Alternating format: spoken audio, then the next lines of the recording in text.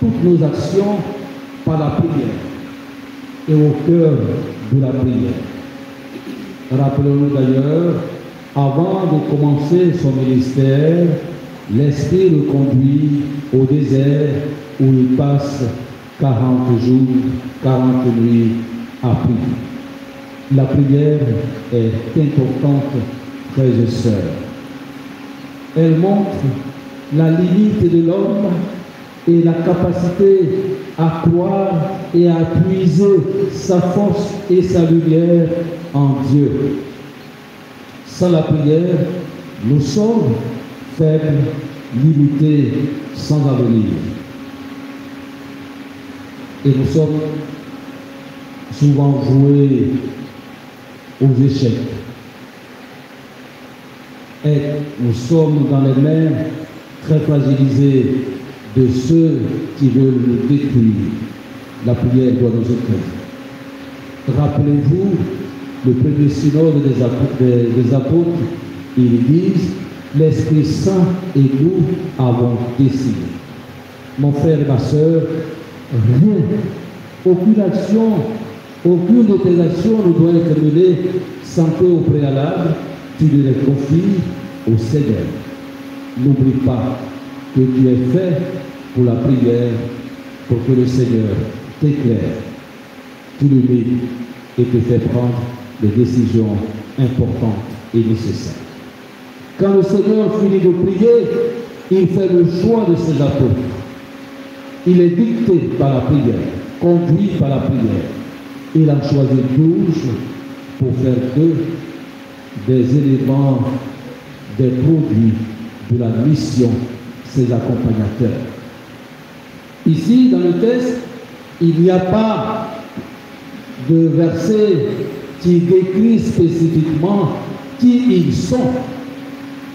Mais nous savons qu'ils sont des pécheurs et des collecteurs d'impôts, des hommes si fragiles et si limités qui doivent compter sur la providence de Dieu, sur la force de Dieu, comme nous l'indique l'apôtre Paul dans la première lecture.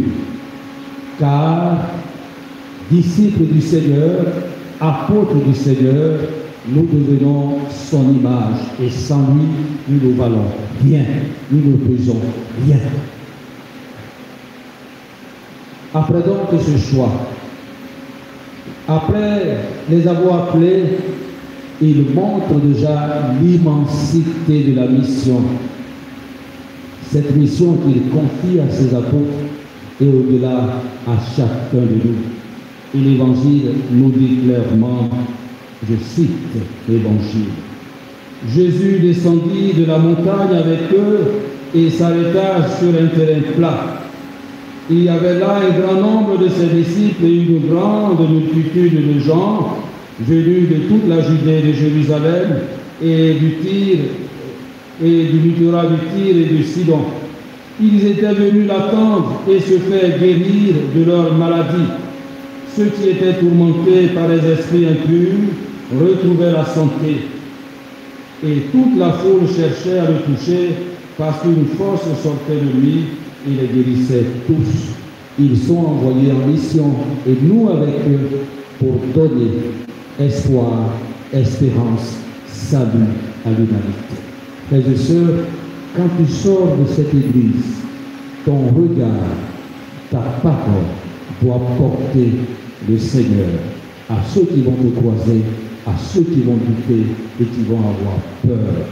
Et tu leur diras, priez, car la prière est la chose du chrétien et de celui qui a foi.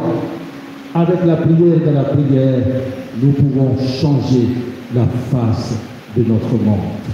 Que le Seigneur nous dicte les paroles qu'il faut dire, mais surtout que son Esprit Saint nous accompagne pour faire de nous des orants, des hommes de prière, des femmes de prière, pour lever les obstacles de notre humanité, pour lever les obstacles de notre vie.